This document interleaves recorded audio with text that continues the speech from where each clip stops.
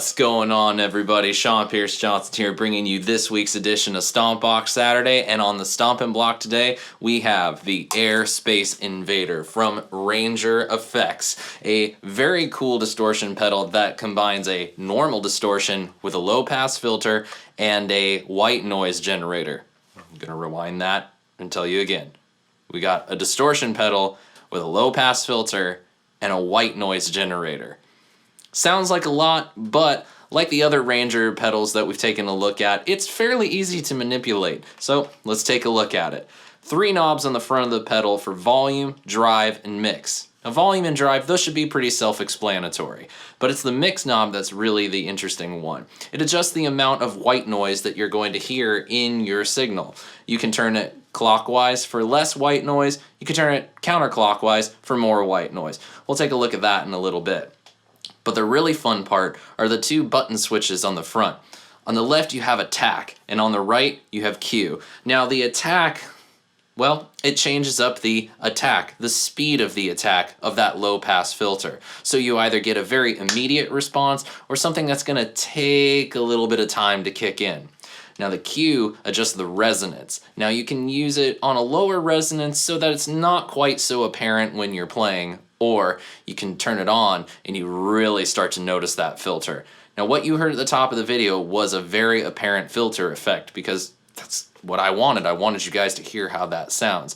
But let's go ahead, turn the knobs and switch on some buttons, turn off some buttons, and see what else we can get out of this guy. Changing up the attack knob in the Air Space Invader really helps when using it in different styles of music. Using a faster attack is going to work well for funkier styles of playing, like such.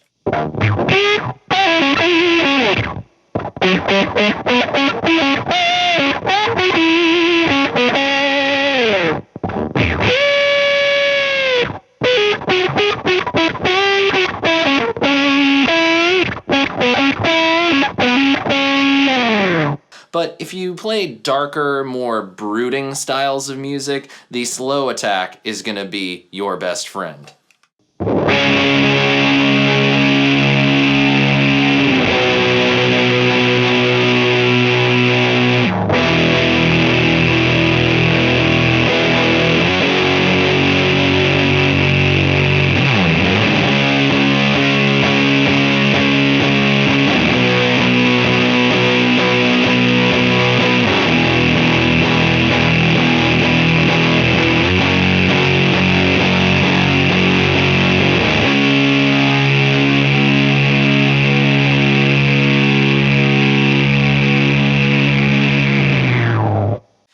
And as you can hear, along with that comes the closing of that filter effect. If I had to pick a feature that really set the Air Space Invader apart from the pack, it would be the white noise generation.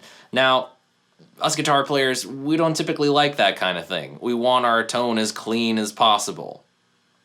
But there are some of us out there that really do use white noise to great effect across a wide variety of genres. So let's see what we can get out of the Air Space Invader.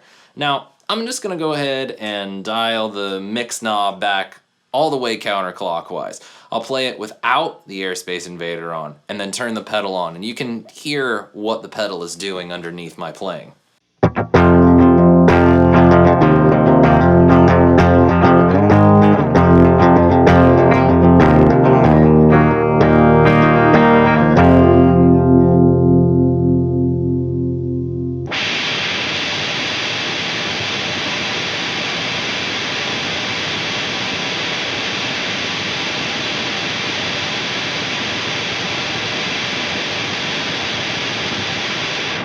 Yeah, that's what this pedal is doing underneath your playing. It's just a crazy amount of noise that you couldn't tell what pitch I was playing or not. So let's find that sweet spot that really works for us. I'm gonna go ahead and start by turning the mix knob to 12 o'clock on the dial. Let's see what we get out of here.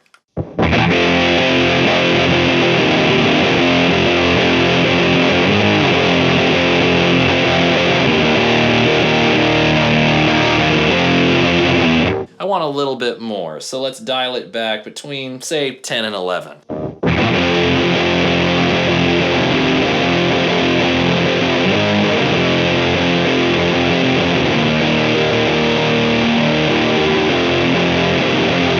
Cool, I like it. Let's see how that sounds on a lead. I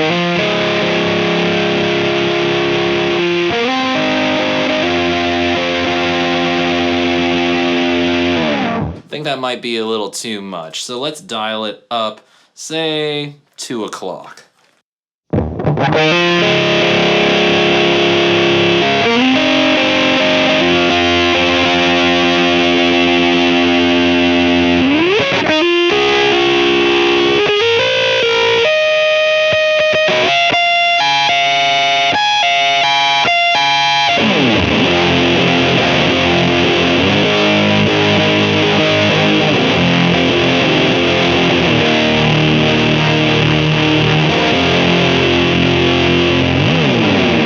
There you have it, everybody. There is your look at the Air Space Invader from Rainger Effects. Another very quirky and wacky pedal from this guy.